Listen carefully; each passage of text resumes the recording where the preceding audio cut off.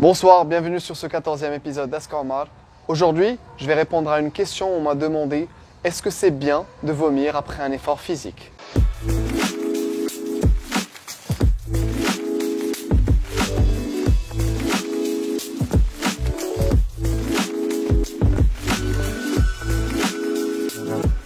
La raison la plus connue pour laquelle on va vomir après un effort physique, c'est que la digestion est toujours en cours. Donc on va venir manger un aliment qui n'a pas encore été digéré et du coup, pendant l'activité physique, le flux sanguin va se rediriger vers les extrémités au lieu de rester au centre du corps, là où la digestion se passe.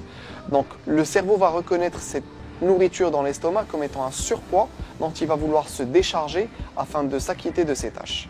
La deuxième raison pour laquelle une personne va vomir après un effort physique, c'est qu'il y a un cumul d'acide lactique dans le système, dont le cerveau perçoit la toxicité et donc le seul moyen de s'en débarrasser est de le vomir. Dans les sports à haute intensité, il faut comprendre qu'il est nécessaire d'entraîner ces gens-là à utiliser le lactique comme étant une source d'énergie. Cela ne vient pas du jour au lendemain. C'est des process qui sont établis, il faut des prérequis au passage pour pouvoir y arriver. Donc ça, si on n'entraîne pas les gens pour ça, il ne faut pas s'attendre à ce que les gens puissent utiliser ce lactique comme source d'énergie. Notamment que, comme je l'ai dit auparavant, cet acide lactique est toxique pour le corps.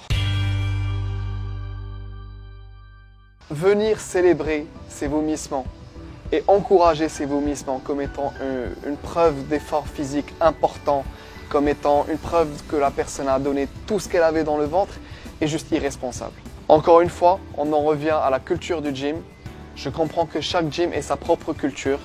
Cela dit, c'est mon métier et quand je reçois des gens qui viennent chez moi qui me disent « Ah mais désolé Omar, on n'a pas vomi à la fin du cours, on aurait dû donner un peu plus », moi je suis là « Stop, ça vient d'où cette idée ?»